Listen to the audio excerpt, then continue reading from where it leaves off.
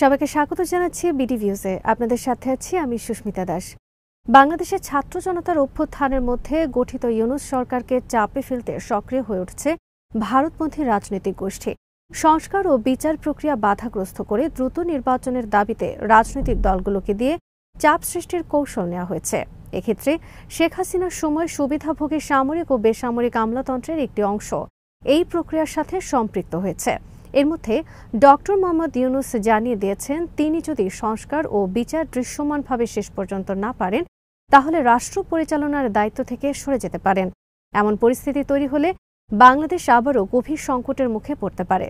বিস্তারিত থাকছে রওশন মাহমুদের প্রতিবেদনে।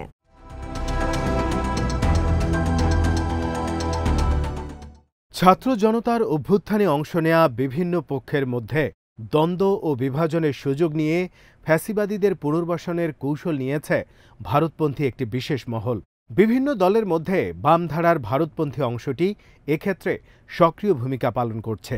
এরা সরকার ও সেনাবাহিনীকে মুখোমুখি দাঁড় করানোর চেষ্টা করছে। এদের ফাঁদে পড়েছে বিএনপি, এনসিপি এবং সরকারের কোনো কোনো উপদেষ্টা। এরা চাইছে বিভিন্ন দাবি দেওয়ার নামে এমনভাবে অস্থিরতা সৃষ্টি করা যাতে ডক্টর ইউনূসের প্রশাসন ব্যর্থ প্রমাণিত হয়।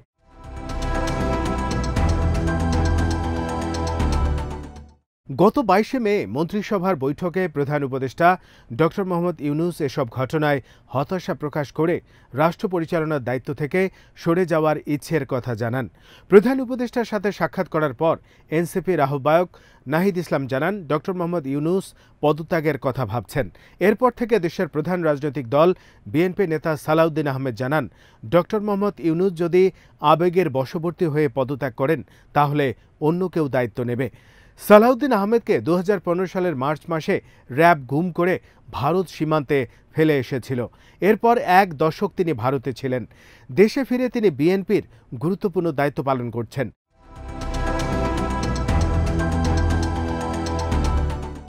ডক্টর ইউনূসকে নিয়ে সালাউদ্দিন আহমেদের এমন অবস্থান জনমনে নানা প্রশ্নের জন্ম দিয়েছে।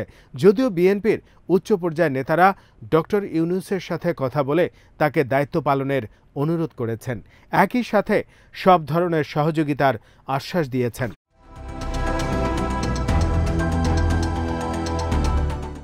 রাজনৈতিক বিশ্লেষকরা মনে করছেন, গত ১৩ মে আওয়ামী লীগের রাজনৈতিক কার্যক্রম নিষিদ্ধ করার পর থেকে নতুন পরিকল্পনা নিয়ে হাঁটতে থাকে বিভিন্ন রাজনৈতিক দলের ভেতর থাকা ভারতপন্থী অংশগুলো। এতদিন তারা আশা করেছিলেন নির্বাচনে কোনো না কোনো প্রক্রিয়ায় আওয়ামী লীগকে ফেরত আনা যাবে, কিন্তু দলটির কার্যক্রম নিষিদ্ধ হওয়ার পর এরা ক্ষুব্ধ হয়ে ওঠে। এরপর সরকারের উপর নানাভাবে চাপ সৃষ্টির কৌশল গ্রহণ করে। এদের ইন্ধনে রাজপথে বিভিন্ন দল ও সংগঠনের কর্মসূচি বাড়তে থাকে।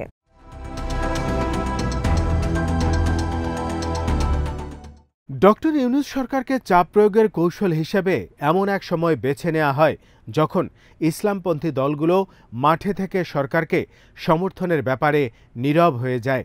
উপদেষ্টা মাহফুজ আলমের সামাজিক যোগাযোগ মাধ্যমে বিতর্কিত মন্তব্যের পর থেকে ইসলামপন্থী রাজনৈতিক দলগুলো সরকারের ব্যাপারে নিরুৎসাহিত হয়ে পড়ে।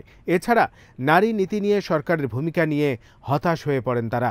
একই সাথে ছাত্রদের দল এনসিপিতে আদর্শিক ও নেতৃত্বের দ্বন্দ্ব প্রকাশ্যে রূপ নেয়। দলের মধ্যে বামধারার বাইরে থাকা ছাত্ররা কোণঠাসা হয়ে পড়েন। এর মধ্যে দলের সাহসী ও সোচ্চার কণ্ঠ হিসেবে পরিচিত হাসনাত আবদুল্লাহ রয়েছে। জুলাই আন্দোলনে অংশ নেয়া নেতাদের দ্বন্দ্ব ও বিরোধের সুযোগে ভারতপন্থী অংশটি নতুন করে মাঠে সক্রিয় হয়ে ওঠে।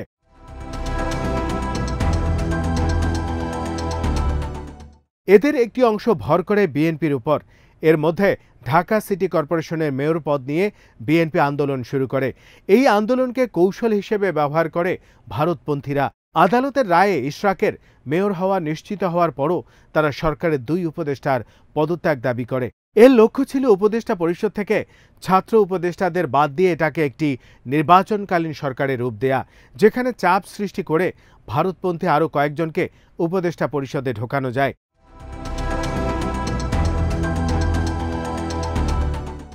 বিএনপির কেন্দ্রীয় নেতৃত্ব চাইছিলেন শুধুমাত্র ইশরাক হোসেনের মেয়র পদের বিষয়টি ফয়সালা পর্যন্ত মাঠে অবস্থান করতে, কিন্তু বিএনপির মধ্যে থাকা বামধারার ভারতপন্থী ক্ষুদ্র ওই অংশটি দুই উপদেষ্টার পদত্যাগ চেয়ে প্রধান উপদেষ্টার বাসভবন ঘিরে বিএনপির অবস্থান গ্রহণের সিদ্ধান্তে প্রভাবিত করে।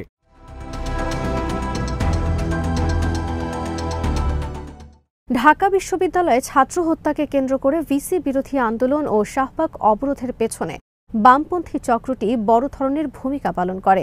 ভারতপন্থী অংশটির লক্ষ্য হচ্ছে নতুন করে দিল্লির ছকে এদেশের রাজনীতি প্রভাবিত করা। এজন্য দলগুলোর মধ্যে বিভেদ ও বিভাজন বাড়ানোর কৌশল নেওয়া হয়। এর মধ্যে নির্বাচন ও জাতীয় নিরাপত্তা সংশ্লিষ্ট কিছু বিষয় সেনাবাহিনী প্রধানের মন্তব্য গণমাধ্যমে প্রকাশের পর সরকারের মধ্যে অস্বস্তি বাড়তে থাকে।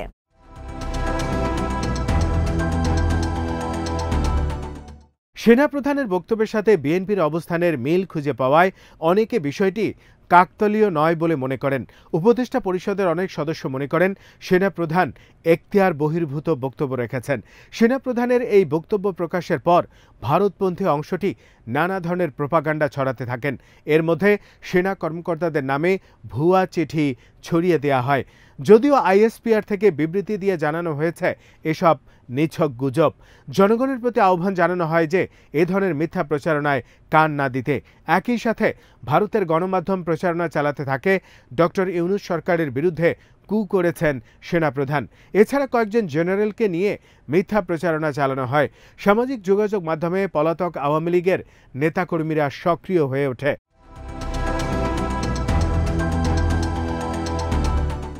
অনেক রাজনৈতিক বিশ্লেষক মনে করেন দলের মধ্যে বাম ধারার ভারতপন্থী অংশটি বিএনপিতে এখন শক্তিশালী অবস্থায় রয়েছে। বিএনপি মধ্য ডানপন্থী দল হিসেবে এদেশের মানুষের কাছে পরিচিত। দলটির জনসমর্থনের ভিত্তি দেশের ধর্মভীরু ডানপন্থী ভোটাররা, কিন্তু দলের নীতি নির্ধারণে বাম ও ভারতপন্থীদের প্রভাব বেড়ে যাওয়ায় দলের নীতিতে বড় ধরনের পরিবর্তন এসেছে।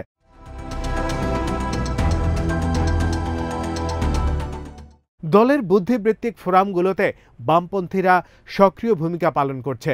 তারা মনে করছেন বিএনপি যদি সেকুলার মধ্য বামপন্থী একটি রাজনৈতিক দল হিসেবে হাজির হয় তাহলে ভারতের সমর্থন ও আওয়ামী লীগের ভোটের একটি অংশ তারা পাবে। কিন্তু বিএনপির এই নীতি দলটিকে জটিল অবস্থার মধ্যে ফেলে দিয়েছে। শেখ হাসিনার পতন ও পলায়নের একটি প্রধান কারণ ছিল আওয়ামী লীগের ভারতপন্থী নীতি। এদেশের মানুষ মনে করে ভারতের সমর্থনের কারণেই শেখ হাসিনা নিপীড়নমূলক শাসন কায়েম করেছিল। এখন বিএনপির ভারতপন্থী নীতি সাধারণ মানুষকে দলটির প্রতি বিক্ষুব্ধ করে তুলতে পারে।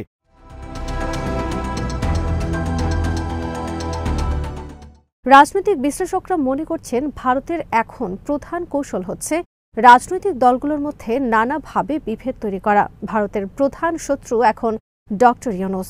যে কোনো মূল্যে ডক্টর ইউনূসকে সরাতে চায় দিল্লি। গত ১.৫ দশকে অবাধ নির্বাচনের জন্য বিএনপি ভারতের সমর্থন চেয়েও পায়নি, বরং আওয়ামী লীগের নিপীড়নমূলক শাসনকে ভারত সমর্থন দিয়েছে। এখন ভারতের সামনে আর কোনো পথ নেই, বিএনপির কাছে ভারতকে আসতে হবে। কিন্তু দলটির নেতারা নির্বাচনের আগে যদি ভারতের সাথে বোঝাপড়া করে তাহলে ক্ষমতায় এসে ভারতের চাপ মোকাবেলা বা জাতীয় স্বার্থে দর কষাকষি করার ক্ষমতা হারাবে।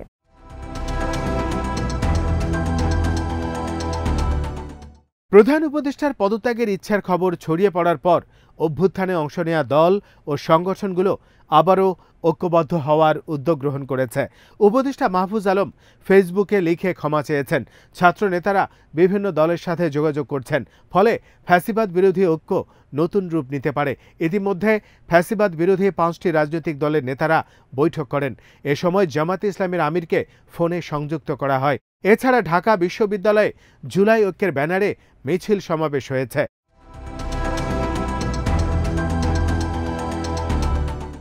রাজনৈতিক বিশ্লেষকরা মনে করেন ভারতের সমর্থন নিয়ে এদেশে রাজনীতি করা আর সম্ভব নয়।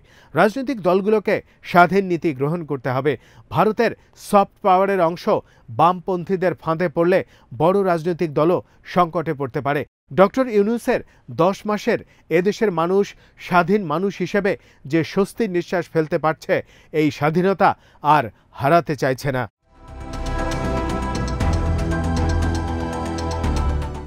আজ এখানেই শেষ করছি। সবাই ভালো থাকুন, সুস্থ থাকুন আর দেখতে থাকুন বিডি ভিউজ। চ্যানেলটি ভালো লাগলে সাবস্ক্রাইব করুন, সংযুক্ত থাকুন আমাদের ফেসবুক পেজে।